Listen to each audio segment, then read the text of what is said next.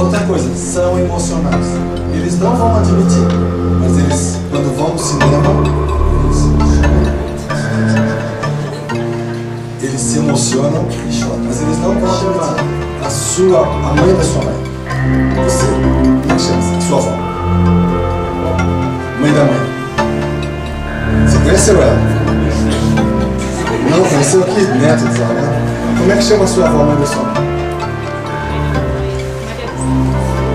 O segundo, Beta. O terceiro, Gama. Se é uma primeira filha, essa filha também é uma filha alfa. Diferente. Por exemplo, levanta a mão quem é o primeiro filho do pai. Você? Primeiros filhos do pai. Levanta a mão. Você vai ensinar um aluno, se você vai atender um cliente, você não tem que saber que filho que ele é, ou você vai falar, pode sentar, vou atender você. Acaba de nascer, lado esquerdo, passa a ser o lado da mãe. Por exemplo, você machucou o cotovelo esquerdo, é como se tivesse uma leitura de alguma coisa. Eu velejo com as crianças porque quando a gente quer conversar com os filhos, não adianta você chegar e falar, filho, como é que estão as coisas aí? Obviamente ele não vai falar nada pra você. Então você fala assim, filho, vamos velejar. Aí a gente conta tudo mais um pouco. A filha conta, ela leva a amiga, vocês conversam, entendeu? Então é uma estratégia educativa. O que acontece depois de muitos anos de casado? Você vê que a coisa não é bem assim. O que aconteceu? O seu contrato estava errado? Ou você escutou o que quis ouvir e não o que ele falou? Na verdade, já acontecem por amor, né, na tentativa de reequilibrar o sistema.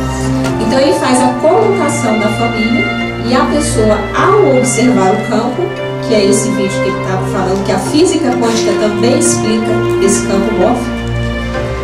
O que significa?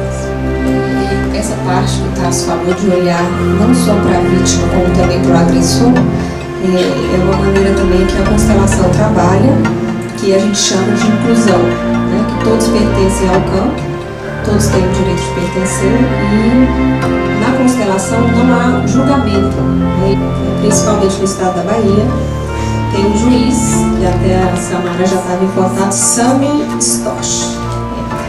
Um juiz que vem utilizando a técnica para trabalhar com adolescentes que praticaram atos infracionais.